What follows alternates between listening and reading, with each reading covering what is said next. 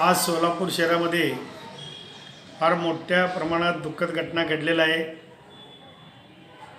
स्वर्गीय महेश अण्णा कोटे यांनी गेल्या 30-35 वर्षापासून या सोलापूर महानगरपालिकेचे अनेक पदं भूषवलेले आहेत। ते महापौर होते, पक्षनेता होते, विरोधी पक्षनेता होते, परंतु त्यांनी गेल्या 35 वर्षापासून या ठिकाणी सोलापूर शहराचा कसं विकास करायचं, कसं पाणी सोलापूर शहरात आलं पाहिजे, सोलापूर शहरामधलं जे काही समस्या आहे ड्रेनेजचे जे ब्रिटिशकालीन आहेत ते सर्व कामं करण्यासाठी या ठिकाणी भरपूर प्रयत्न केलेला आहे। या सोलापूरवासियांचा जे काही मूलभूत सोयीसुविधा होते, विकास कामं होते किंवा घरकुलच्या योजना होते किंवा आत्ता पाणी पुरवठा व्यवस्थित झालं पाहिजे।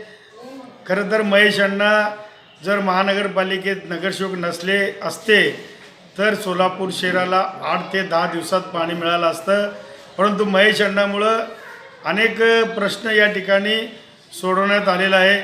परंतु या शहरामध्ये बघितलं मोठमोठे उद्योगधंदे उभा झाले पाहिजे, IT पार्क आलं पाहिजे, लघु उद्योग या ठिकाणी आलं पाहिजे, MIDCमध्ये गव्हर्मेंट पार्क झालं पाहिजे, असं अनेक योजना त्यांनी आजपर्यंत कुठलाही लोकप्रतिनिधी करू शकला नाही।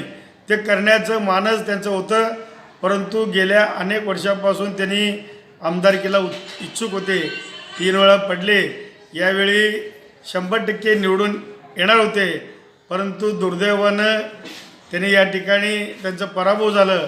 परंतु त्यांचं जे काही स्वप्न होतं IT पार्कचं किंवा सोलापूर शहराचं विजन करायचं, सोलापूर शहरात कुठलेही बेरोजगार राहू नये, रोजगार मिळाला पाहिजे, या दृष्टिकोनातून त्यांनी काम करत होते।